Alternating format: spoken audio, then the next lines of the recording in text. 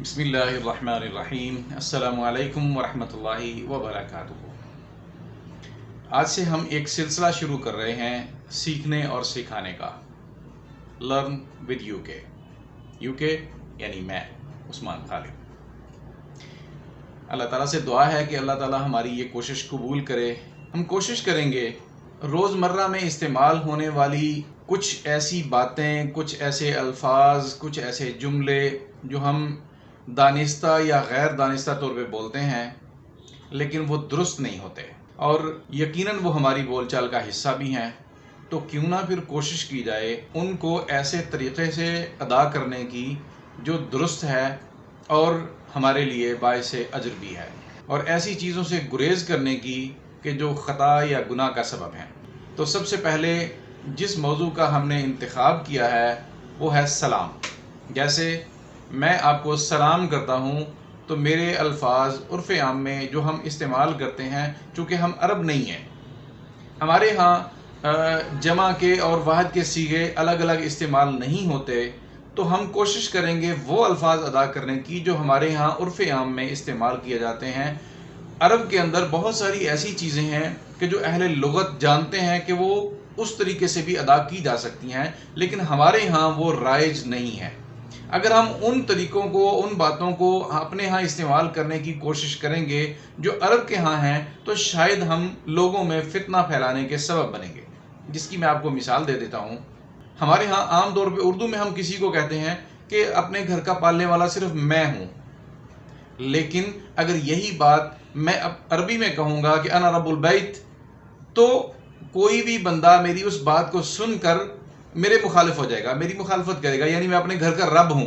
میں رب چونکہ ہمارے ہاں اردو اور پنجابی میں یا ہندی میں صرف اللہ تعالیٰ کے لیے مخصوص ہے، اس کی بجائے اگر میں پالنے والا کہوں گا تو کسی کو بھی کوئی شکایت نہیں ہوگی۔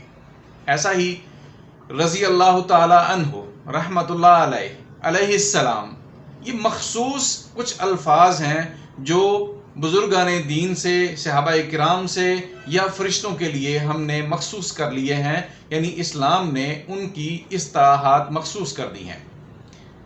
حالانکہ علیہ السلام آپ کسی کے لیے بھی کہہ سکتے ہیں، جیسے میں آپ کو السلام علیکم کہہ رہا ہوں تو سلامتی میں آپ کے تب بھی بھیج رہا ہوں، لیکن اگر میں اس کی بجائے عبداللہ علیہ السلام نے یہ بات کہی ہے، حالانکہ اسی عبداللہ کو میں السلام علیکم کہتا ہوں، وہی اگر مجھے سلام بھیجے گا تو سلام لانے والے کو میں علیکہ کہوں گا، اور اس کے لیے جس نے بھیجا اگر وہ عبداللہ ہے تو علیہ السلام کہوں گا، لیکن اس کے باوجود جب میں اس کا نام لوں گا تو میں عبداللہ علیہ السلام نہیں کہوں گا۔ مطلب کچھ چیزیں ہماری معاشرتی ہیں جن کو سوچ سمجھ کر ہم نے استعمال کرنا ہے تاکہ ہمارا معاملہ خراب نہ ہو، لیکن جن لوگوں کو پتہ ہے وہاں پہ اگر یہ الفاظ آپ استعمال بھی کرتے ہیں تو کوئی قابل گرفت نہیں ہے۔ سلام کا سمپل سا طریقہ یہ ہے کہ آپ جہاں پر بھی جاتے ہیں، آپ اکیلے ہیں یا سامنے والا بھی اکیلا ہے، آپ جماعت کے ساتھ ہیں یا اگلی بھی ایک جماعت ہے، تو ہمارے ہاں جو عرف عام میں رائج ہے السلام علیکم کہتے ہیں، اور یہ سب کے لیے مانوس ہے۔ لیکن اگر آپ اکیلے ہیں اور اگلے والا بندہ بھی اکیلا ہے تو آپ السلام علیکم کہیں گے، جیسے کہ بہت سارے لوگ اس کو جانتے ہیں تو وہ سمجھتے ہیں۔ لیکن اگر آپ کسی غیر مانوس معاشرے میں، کسی غیر پڑھی لکھی محفل میں یہ بات کہیں گے جن کو صرف انگریزی آتی ہے یا عربی سے نابلد لوگ ہیں، وہاں بھی اگر ایسے الفاظ استعمال کریں گے تو یقیناً وہ آپ کے در پہ ہو جائیں گے۔ تو آسان کام کہ فتنوں اور پریشانیوں سے بچنے کے لیے وہ الفاظ استعمال کیے جائیں جو ہمارے معاشرے میں عام طور پہ استعمال کیے جاتے ہیں۔ اس کے علاوہ ہم پیار کی زبان میں کئی بار ایسے الفاظ استعمال کر جاتے ہیں جو کہ ہمیں اسلامی طور پہ نہیں کرنے چاہیے۔ اسی سلام میں بھی وہی ہم کام کرتے ہیں بچوں کے ساتھ یا اپنے کسی عزیز کے ساتھ یا میاں بیوی آپس میں، تو بہت زیادہ جب کوئی محبت کا جذبہ انسان کے دل میں آیا ہوا ہوتا ہے تو ہم السلام علیکم کہہ دیتے ہیں۔ تو یہ جو السلام علیکم ہے یہ بھی اسلام کے نظریے سے درست نہیں ہے۔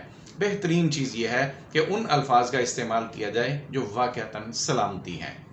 السلام علیکم ورحمۃ اللہ وبرکاتہ۔ اب یہ السلام علیکم مکمل جملہ ہے. اس کے بعد اگر آپ ورحمۃ اللہ لگاتے ہیں تو آپ کی 10 نیکیاں مزید بڑھ جاتی ہیں. اگر آپ وبرکاتہ بھی لگاتے ہیں تو آپ کی 10 نیکیاں مزید بڑھ جاتی ہیں. جیسے آپ صلی اللہ علیہ وسلم مجلس میں تشریف فرما تھے، ایک صحابی آئے اور آ کر کہا السلام علیکم. آپ صلی اللہ علیہ وسلم نے جواب دیا اور کہا 10. وہ بیٹھ گئے اور اس کے بعد ایک اور صحابی آئے اور انہوں نے آ کر کہا السلام علیکم ورحمۃ اللہ. آپ صلی اللہ علیہ وسلم نے جواب دیا اور وہ بیٹھ گئے. آپ نے فرمایا 20. ایک اور صحابی آئے جنہوں نے آ کر کہا السلام علیکم ورحمۃ اللہ وبرکاتہ. آپ صلی اللہ علیہ وسلم نے انہیں بھی جواب دیا اسلام کا اور اس کے بعد فرمایا 30. یعنی جو پہلا بندہ آیا اس نے کہا السلام علیکم تو مطلب 10 نیکیاں آپ کے کھاتے میں لکھ دی گئیں. دوسرے آئے اور انہوں نے السلام علیکم کے ساتھ ورحمۃ اللہ جوڑ دیا تو فرمایا 20 نیکیاں تمہارے لیے لکھ دی گئیں. تیسرے آئے تو انہوں نے ورحمۃ اللہ کے بعد وبرکاتہ یعنی اللہ کی رحمتیں اور برکتیں تمہارے اوپر ہوں. تو جس نے یہ 3 جملے بولے یعنی السلام علیکم 1، ورحمۃ اللہ 2، وبرکاتہ 3، یہ 3 بولنے والے کو 30 نیکیاں ملیں گی. جس نے 1 بولا اس کو 10، جس نے 2 بولے اس کو 20 اور جس نے 3 بولے اس کو 30. ہم دنیاوی طور پہ تو بہت لالچی ہیں. اگر ہمیں پتہ چل جائے کہ 1 گھنٹہ زیادہ کام کرنے کے پیسے زیادہ ملیں گے تو ہم یقیناً اوور ٹائم لگانے کی کوشش کرتے ہیں، لیکن نیکیوں کے بارے میں بہت بخیل اور کنجوس ہو جاتے ہیں. یقیناً یہ کرنسی وہاں نہیں ملے گی، یہاں سے ہی لے جانی پڑے گی. جتنی لے جا سکتے ہیں جمع کر لیں. اس کے بعد اگر آپ کو کوئی بندہ سلام بھیجتا ہے اور اگر سلام بھیجنے والا ایک ہے، سلام لانے والا بھی ایک ہے، تو ہم اکثر و بیشتر سلام لانے والے کو کہہ دیتے ہیں وعلیکم السلام. حالانکہ یہ درست نہیں ہے. وجہ یہ کہ جب آپ کسی کو کہتے ہیں وعلیکم السلام یا وعلیک السلام تو آپ تو صرف اس کو جواب دے رہے ہیں جس نے یہ سلام دیا ہے، جس نے بھیجا ہے. جو سلام بھیجنے والا اس کو تو آپ نے کچھ بھی نہیں دیا.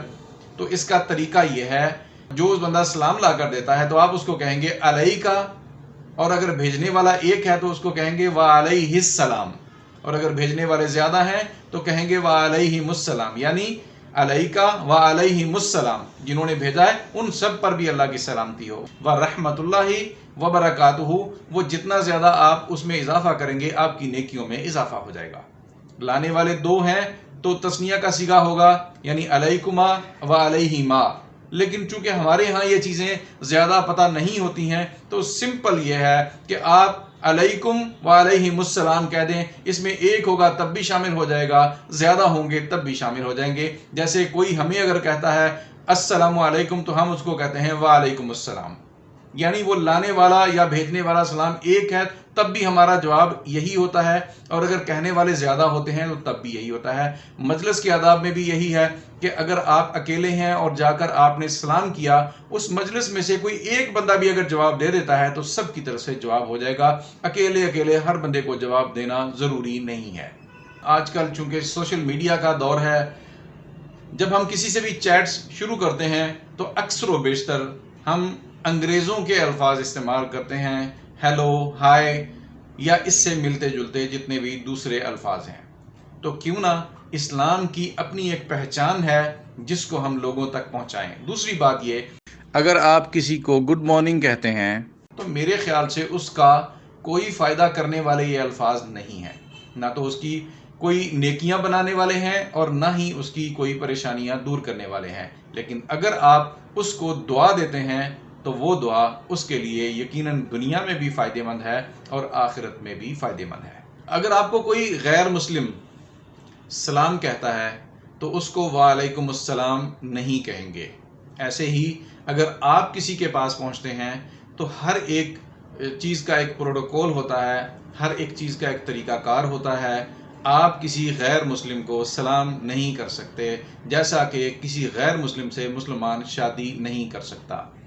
البتہ اس میں کچھ ایسے الفاظ ہیں کہ جن کو آپ استعمال کر سکتے ہیں. ہمارے ایک استاد تھے، وہ کہا کرتے تھے کہ اگر آپ اس کا آسان طریقہ دیکھ لیں تو درمیانی رستے کے بہت سارے ایسے الفاظ ہیں جو ان کے لیے بھی باعث راحت اور خوشی ہیں اور آپ کے لیے بھی ٹینشن کا سبب نہیں ہیں. جیسے आदाब या वही इंग्लिश वाले अल्फाज आप यहाँ पे इस्तेमाल कर सकते हैं। लेकिन अगर आप किसी मुसलमान से सलाम दुआ कर रहे हैं और उसके साथ बातचीत कर रहे हैं तो फिर कोशिश कीजिए कि उसकी नेकियों में भी इजाफा हो और आपकी नेकियां भी बढ़े। बाकी अगर आप पैदल चल रहे हैं तो आपका हक बनता है, जो वहाँ पे मजलिस में रस्ते में बैठे हुए लोग हैं आप उन्हें सलाम करें। अगर आप छोटे हैं तो आपको बड़ों को सलाम करना चाहिए। ये छोटी छोटी बातें हैं। जब आप अपने घर में दाखिल होते हैं अक्सर व बेशतर हमारे यहाँ ये ख्याल किया जाता है कि मैं अगर सलाम करूँगा तो शायद मेरी शान थोड़ी सी कम हो जाएगी, घट जाएगी। हालांकि सलाम नबी सल्लल्लाहु अलैहि वसल्लम की सुन्नत, अल्लाह ताला का हुक्म और इसके अलावा नेकियों में आपके अपने आप ज़ख़ीरा में इजाफे का सबब है।